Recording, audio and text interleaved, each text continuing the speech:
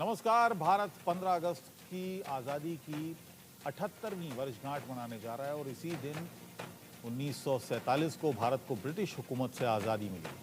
15 अगस्त का दिन उन सभी क्रांतिकारियों को याद करने का दिन है जिन्होंने भारत माता को अंग्रेजी दास्ता से मुक्ति दिलाने के लिए अपने प्राणों की आहुति तक दी।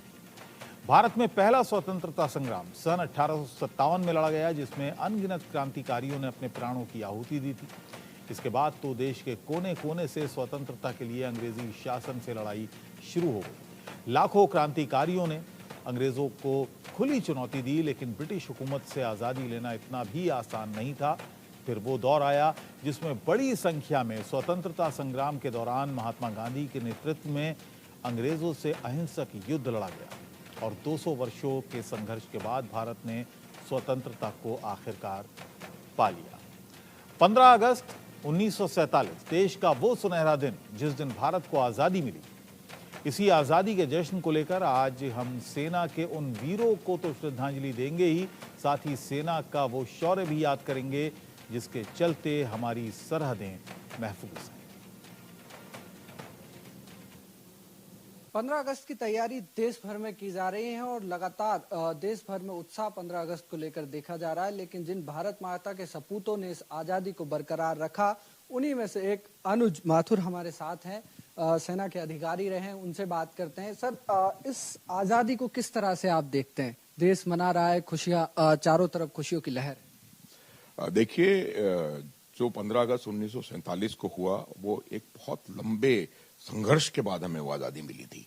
अक्सर हम ये बात सुनते हैं कि दे दी हमें आजादी बिना खड़क बिना ढाल। मेरा ये मानना है और बहुत फर्मली मेरा मानना है कि वो भी एक तरीका था, लेकिन आपने आजादी की प्राप्ति के लिए, स्वतंत्रता प्राप्ति के लिए 90 वर्षों तक सतत संघर्ष किया, 1857 से लेकर के और 1947 तक।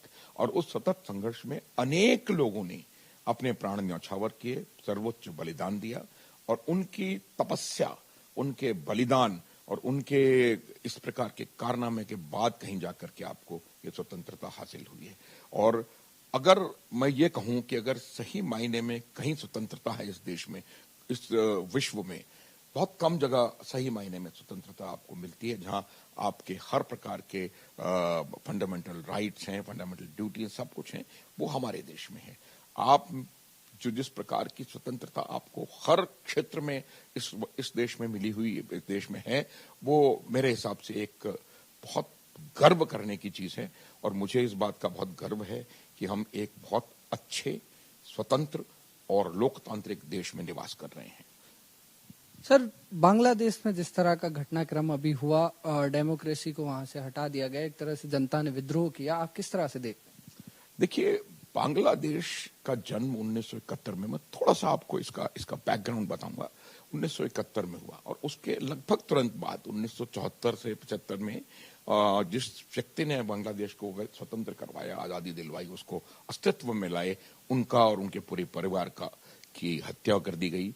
तो पाकिस्तान को सबसे बड़ी समस्या, उनकी हमेशा सबसे बड़ी समस्या यही रही है कि 1971 के युद्ध में उनके 2 टुकड़े हुए, पहली बात, और उनके लगभग 1,93,000 लोगों ने आत्मसमर्पण किया, जो कि मेरे ख्याल से सबसे शर्मनाक, पूरे मिलिट्री हिस्ट्री में सबसे शर्मनाक आत्मसमर्पण की घटना है। तो ये बात पाकिस्तान कभी भी पचा नहीं पाया। तो पाकिस्तान लगातार 1971 के बाद से ही इस प्रकार के प्रयास कर रहा है वहां पर, बांग्लादेश में, कि उसको वहां पर किसी तरह से वो अपना दोबारा प्रभुत्व बना सके। जो शेख हसीना की सरकार थी, वो उन लोगों को के द्वारा चुनी गई सरकार थी जो कि भारत की, बांग्लादेश की आजादी में भारतीय सेना के साथ कंधे से कंधा मिला करके उन्होंने लड़ाई लड़ी। इनफैक्ट वो लड़ाई उनकी थी, भारतीय सेना ने उनकी मदद करी और उनको 13 दिन की लाइटनिंग कैंपेन में स्वतंत्रता दिलवाई, एक अलग राष्ट्र का निर्माण किया। लेकिन तब से पाकिस्तान को ये बात पच नहीं रही है, पहली बात। दूसरी बात ये थी कि जो चीन का विस्तारवाद है और चीन के विस्तारवाद की जो वहां पर परिस्थितियां हैं, उनसे उन्होंने प्रयास किया था कि वो बांग्लादेश को भी अपने डेट ट्रैप में डाल करके और वहां पर भी अपना पूरा प्रभुत्व बना लें। वजह दो है, चीन भारत को चारों ओर से, क्योंकि चीन का मुकाबला भारतवर्ष से है, एक स्ट्रिंग ऑफ पर्ल्स स्ट्रेटेजी होती है। वो चीन भारतवर्ष को चारों ओर से घेरना चाहता है। उसने पाकिस्तान पे अपना प्रभुत्व जमा लिया है, नेपाल को अपनी तरफ करने का प्रयास कर रहा है, म्यांमार को अपनी तरफ कर लिया है, नीचे मालदीव्स हैं, श्रीलंका है, हर प्रकार से। तो उसी प्रकार से वो बांग्लादेश में भी अपना पूरा प्रभुत्व जमाना चाहता था, अपने बेल्ट एंड रोड इनिशिएटिव के द्वारा वहां पर अपनी छाप लगाना चाहता था। उसमें कहीं ना कहीं शेख हसीना वाजिद की पार्टी ने और शेख हसीना ने उस बात को समझा कि अगर चीन इस प्रकार से यहां आता रहा तो वो भी हमारे राष्ट्र को भी श्रीलंका, पाकिस्तान, मालदीव्स और कई अनेक अफ्रीकी राष्ट्रों की तरह हजम कर लेगा। तो उन्होंने चीन से दूरी बनाना शुरू किया। ये दूसरी बात, बहुत इंपॉर्टेंट बात है, आपको समझने की आवश्यकता है। और इसमें एक जो आइसिंग ऑन द केक अगर मैं कहूं, वो ये था कि एक बहुत बड़ा प्रोजेक्ट तीस्ता नदी पे बन रहा था और चीन उस प्रोजेक्ट पे आंखें गड़ाए बैठा था और वो प्रोजेक्ट हसीना की सरकार ने भारत को दे दिया। तो वो एक बहुत बड़ी उसको चीन को इससे नाराजगी थी। तो चीन का भी इसमें बहुत बड़ा हाथ है जो वहां पर हुआ। तीसरी चीज, जो तीसरा खिलाड़ी है, प्लेयर है इसमें, वो है अमेरिका। एक यहां पर सेंट एंड्रयूज करके, सेंट मार्टिन करके आइलैंड्स हैं जो बांग्लादेश के हैं। उन सेंट मार्टिन आइलैंड्स को अमेरिका वहां पर एक एयरबेस, नेवल बेस बनाना चाहता था। वजह, अमेरिका की नॉर्थ बे ऑफ बंगाल में डायरेक्ट प्रेजेंस नहीं है, पहली बात। दूसरी बात, अमेरिका क्या चाहता था कि वो भारत और चीन दोनों को एक साथ काउंटर कर सके। एक बात हर बार मैं बताता हूं कि सबसे बड़ी चीज है कि अंतरराष्ट्रीय संबंधों में ना कोई परमानेंट फ्रेंड्स होते हैं, ना कोई परमानेंट एनिमीज होते हैं, सिर्फ परमानेंट इंटरेस्ट्स होते हैं। तो आज अगर ये लग रहा है कि चीन, भारत और अमेरिका बहुत बड़े दोस्त हैं, तो कल हो सकता है परिस्थितियां ऐसी हो जाएं कि वो भारत को भी काउंटर करना चाहता है अमेरिका, और साथ ही साथ चीन को तो काउंटर करना चाहता ही है। म्यांमार में उनकी प्रेजेंस चाहिए। तो इस वजह से ये जो आइलैंड था, ये बहुत इंपॉर्टेंट आइलैंड था। उन्होंने ये आइलैंड मांगा, जिसको कि शेख हसीना वाजिद की सरकार ने मना कर दिया। इन तीनों का एक मिला जुला इस प्रकार का वहां परिस्थिति हुई और फिर ये रिजर्वेशन वाला शुरू हो गया आंदोलन। और इसी आंदोलन का फायदा उठाते हुए आईएसआई, जमाते इस्लामी, कुछ चीन का सपोर्ट, कुछ टैसिट अमेरिका का बाहर से सपोर्ट और तमाम चीजें मिलकर के, और इस आंदोलन को उन्होंने इस प्रकार का रुख दिया जिससे कि शेख हसीना को इस्तीफा दे करके और वहां से सेफ पैसेज लेके भारतवर्ष आना पड़ा। तो ये जो बांग्लादेश में हुआ है उसकी मुख्य वजहें, आपको अगर लग रहा होगा कि ये छात्र आंदोलन है, वो नहीं है। मुख्य वजह है पाकिस्तान, खास करके जमाते इस्लामी वो पार्टी है जिसने, जब बांग्लादेश का स्ट्रगल चल रहा था, उनका युद्ध चल रहा था 1971 में, तब भी जमाते इस्लामी ने पाकिस्तान की सेना को मदद करी थी। ये बात आपको समझने की आवश्यकता है। तो ये पूरी तरह से पाकिस्तान परस्त पार्टी है और एक टेररिस्ट, मैं ये कहूंगा टेररिस्ट पार्टी तो नहीं, लेकिन हाँ एक एक्सट्रीमिस्ट की पार्टी है। तो ये आप देखेंगे कि उनका आईएसआई का मिलाप, बांग्लादेश नेशनलिस्ट पार्टी का मिलाप, और ये सब चीजें मिलकर के चीन और अमेरिका के सपोर्ट से ये इतना बड़ा हादसा हुआ। जिस प्रकार की हरकत, जिस प्रकार की परिस्थिति बांग्लादेश में आज बनी हुई है, उससे आप ये निश्चित मान लीजिए कि ये कोई छात्र आंदोलन नहीं है। छात्र आंदोलन था, रिजर्वेशन खत्म हो गया, उन्होंने कहा आप इस्तीफा दिए, उन्होंने इस्तीफा दे दिया, उसके बाद समाप्त हो जाना चाहिए था। यह समाप्त नहीं हो रहा, आज भी चल रहा है और चलता रहेगा। उसकी वजह सिर्फ साफ है कि पाक परस्त, टेरर परस्त जो आतंकवादी पार्टियां हैं, आतंकवादी लोग हैं, आतंकवादी जो इस्लामिस्ट हैं, जो मैं कहता हूं रेडिकल इस्लाम, ये रेडिकल इस्लाम का वहां पर एकदम से प्रभाव हुआ है, जो कि पहले से था, लेकिन वो गवर्नमेंट की वजह से थोड़ा ठंडे बस थोड़ा चेक में था, वो एकदम से ऊपर करके सामने आ गया है। और जिस प्रकार से माइनॉरिटीज को निशाना बनाया जा रहा है, जिस प्रकार से नॉट ओनली माइनॉरिटी, जो आवामी लीग पार्टी है उसके नेताओं को, चाहे किसी भी धर्म के हों, चाहे वो इस्लामिस्ट हों, चाहे वो क्रिश्चियन, हिंदू, किसी भी धर्म के हों, उनको निशाना बनाया जा रहा है। तो हर वो चीज जो बांग्लादेश की लिबरेशन से ताल्लुक रखती है, जमात इस्लामी, क्योंकि ये पाकिस्तान परस्त पार्टी है, पाकिस्तानी पार्टी है, इसलिए उनको खत्म कर देना चाहती है। एक बहुत बड़ा एक म्यूजियम बना हुआ था, वहां पर मैनिफेक्ट वो बने हुए थे, उनको भी तोड़ा गया है। जहां जहां शेख मुजीबुर रहमान की प्रतिमाएं थी, उनके तस्वीरें थी, उनकी चीज थी, उनको हर वो चीज जो कि उस स्ट्रगल से ताल्लुक रखती है उसको तबाह और बर्बाद किया जा रहा है।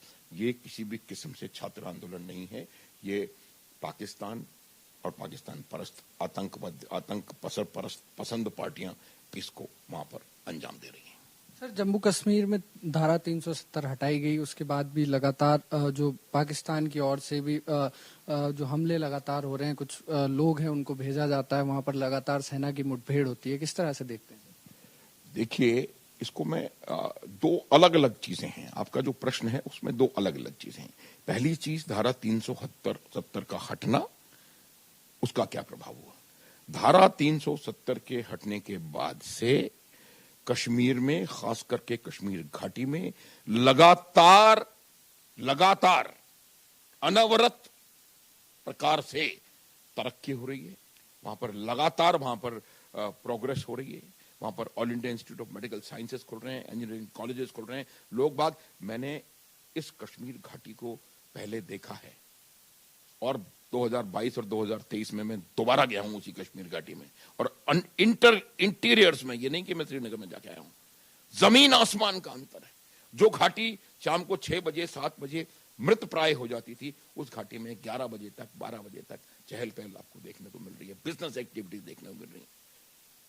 जिस घाटी में तिरंगा देख नहीं पाते थे लोग, उस घाटी में आज वहां के छात्र, बच्चे, बच्चियां, राजनीतिक सब लोग आकर के तिरंगा हाथ में लेकर के और अपने आप को भारत का सपूत, भारत का केस बनाते हुए थे। तो 370 के हटने के बाद से लगातार वहां पर प्रगति हुई है, लगातार वहां पर सैलानियों की संख्या में बढ़ावा हुआ है, लगातार वहां के लोगों को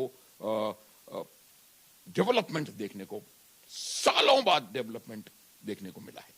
तो ये बात होगी। आप देखें किस प्रकार से हाईएस्ट रेलवे ब्रिज बना दिया है, वहां पर ट्रेन चल रही हैं। आप सबसे बड़ी समस्या वहां से उनके गुड्स को रेस्ट ऑफ द कंट्री में जाने में होती थी, वो सब तमाम चीजें ही देखी जा रही। अब आपका प्रश्न कि क्यों यहां पर घटनाएं बढ़ रही हैं, 3 वजह बताता हूं। पहली वजह, भारत में लोकसभा के इलेक्शंस हुए, घाटी में वोटिंग परसेंटेज कई और राज्यों से बेहतर रहा, 58% लोगों ने वोट किया। लोकसभा के इलेक्शन में ये कश्मीर के लोग कभी बाहर नहीं निकलते थे, मैंने देखा है अपने आप। विधानसभा और ग्राम पंचायत के इलेक्शंस में फिर भी वो लोग आके बाहर वोट देना तैयार थे, लेकिन लोकसभा में आज ये परिवर्तन देखा कि पाकिस्तान को नहीं पच रहा।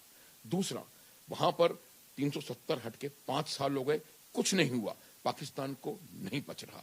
वहां पर अमरनाथ यात्रा सुचारू रूप से बिना किसी अड़चन के चल रही है, पाकिस्तान को नहीं पच रहा। वहां पर टूरिज्म बढ़ रहा है, 2.1 करोड़ टूरिस्ट आया है पिछले साल, वो पाकिस्तान को पच नहीं रहा।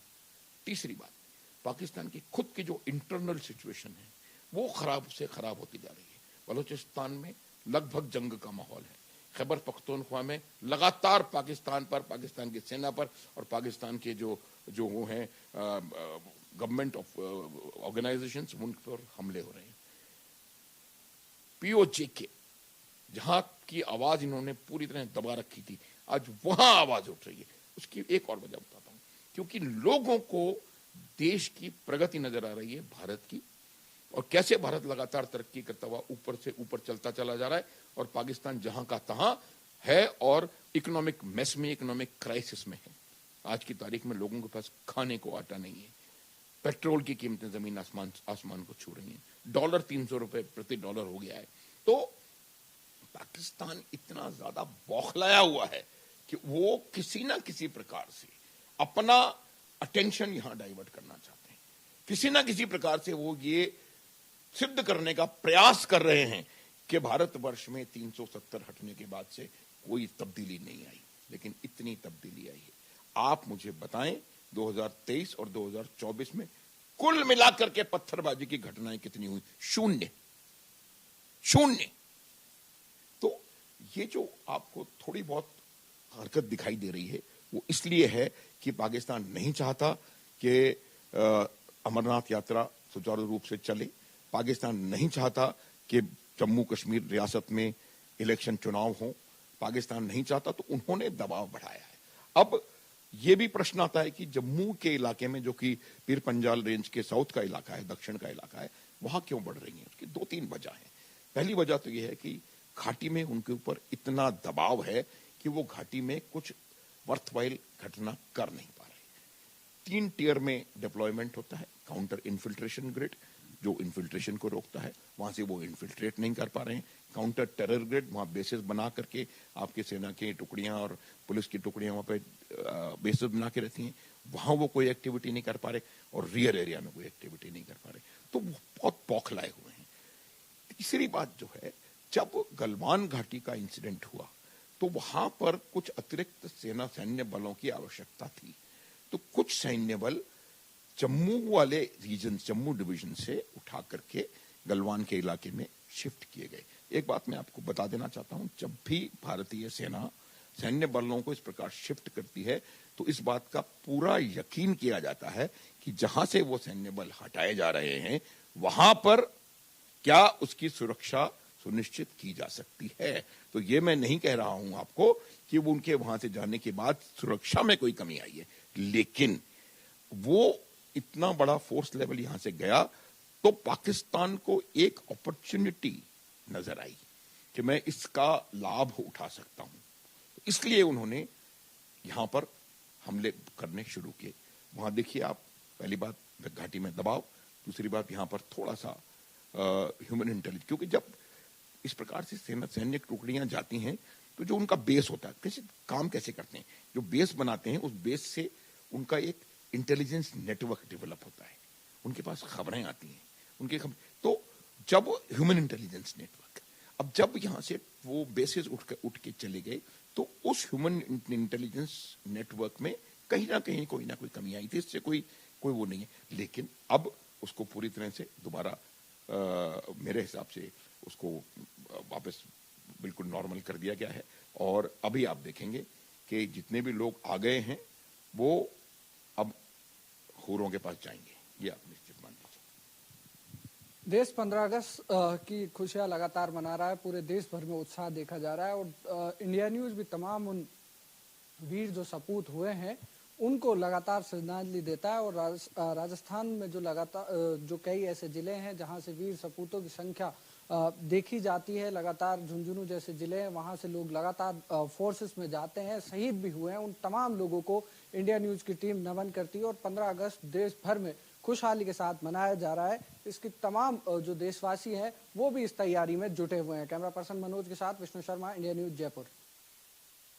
पूरे देश में हर घर तिरंगा और तिरंगा यात्राएं की जा रही है, सरकार भी जिसमें मुहिम ये चला रही है और कई संस्थाएं एनजीओ द्वारा भी, ये संस्था एनजीओ द्वारा पर ये तिरंगा ये रैली और यात्रा का आयोजन किया जा रहा है। उस समय आज के दिन, ये स्वतंत्र दिन के दिन लोग अपने देश के स्वतंत्र सेनानी, आर्मी मैन लोगों को याद करते हैं, उनको सलामी देते हैं। आज हमारी से मुलाकात देश की मिलिट्री में कार्यरत रहे, वायुसेना में हिरन जो गांधी जी है वो हमारे हिरन गांधी जी वो हमारे साथ हैं।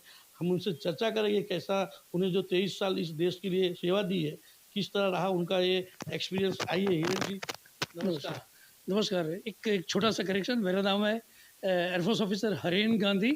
मैं एयरफोर्स में यानी कि वायुसेना में 23 साल कार्यरत था और ये 23 साल में जो मेरा रोल था वो था कि एयरफोर्स के अंदर जो भी एयरफोर्स कर्मी हैं उनको फिजिकल फिटनेस की ट्रेनिंग देना, उनके ट्रेस लेना, शस्त्रों की तालीम देना, शस्त्रों के ट्रेस लेना, और इसी तरह जो नए लोग एयरफोर्स में रिक्रूट होते हैं चाहे वो एयरमैन हो, ऑफिसर्स हो, कोई भी, तो उनको भी इसी तरह की ट्रेनिंग देना और फौज के लिए तैयार करना। इसके साथ साथ एक बहुत बड़ा काम हमारा ये होता था कि जब भी युद्ध जैसी स्थिति आ जाए तो हर एक लोगों को क्या करना चाहिए, कैसे रहना चाहिए, कैसे पूरा हमें एक डिफेंस बनाना चाहिए, कैसे हमें अटैक करना चाहिए, उसकी जो पूरी तैयारी होती है वो पूरी तैयारी करने की जिम्मेवारी भी हमारी होती है, जिसको हम ग्राउंड ट्रेनिंग इंस्ट्रक्टर बोलते हैं। तो इस तरह से हमने 23 साल काम किया था। बहुत जगह जगह पे रहने का, सेवा करने का हमें मौका मिला है, जिसमें ये जो 15 अगस्त आ रही है तो मैं बता दूं कि दिल्ली में लाल किला के सामने जो 15 अगस्त की परेड होती है, उसकी हमने 5 साल ट्रेनिंग दी है। उसके साथ-साथ 26 जनवरी की जो राजपथ के पर परेड होती है, उसकी भी मैंने 5 साल एयरफोर्स कॉन्टिजेंट को ट्रेनिंग दी है। बट इस 23 साल में जो एक सबसे बड़ा सैटिस्फैक्शन, गर्व और जो एक प्राउड फील सके ऐसा एक अवसर मिला था, वो था कारगिल युद्ध। और कारगिल युद्ध जब हमें उधर जाने को मिला, तो हमें ऐसा फ़ील हुआ कि जिस वजह से हमने वर्दी पहनी थी, शायद वो घड़ी आ चुकी है और पूरी खुशी से और पूरे जोश से हमने कारगिल युद्ध में भाग लिया था। युद्ध जैसी स्थिति में एक जो ऑपरेशन लोकेशन होता है, उस लोकेशन पे हमने कम से कम साढ़े 4 से 5 महीने गुज़ारे थे और वो साढ़े 4 से 5 महीने का जो समय था, वो मेरे लिए मैं ये मानता हूँ कि पूरी 23 साल की जो सर्विस की थी, उसका सबसे बेहतरीन अगर कोई समय रहा था कि जहाँ पर हमें खुद तसल्ली मिली थी, तो वो समय था कारगिल युद्ध वाला समय।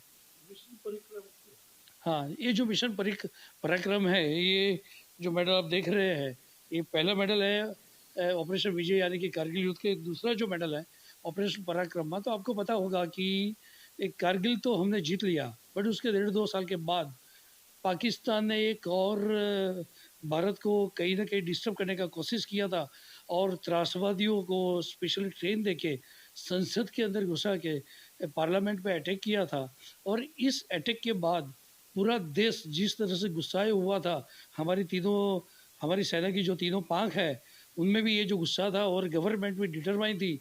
तो हमने आर्मी ने, एयरफोर्स ने, तीनों ने एक प्रॉपर कोऑर्डिनेशन बना के पाकिस्तान के ऊपर ना सिर्फ अटैक करने की, बट इस्लामाबाद तक पहुंच जाने की पूरी फुल प्रूफ योजना बना ली थी। बट ये जो योजना थी, उसकी लास्ट जो मोहर लगनी थी प्राइम मिनिस्टर अटल बिहारी वाजपेयी जी के द्वारा, वो नहीं लगी थी। तो बाद में हमें ये पता चला और अभी अभी इस वजह समझ में आ रहा है कि वाजपेयी जी ने शायद मोहर नहीं लगा के कुछ अच्छा ही किया था हमारे देश के लिए।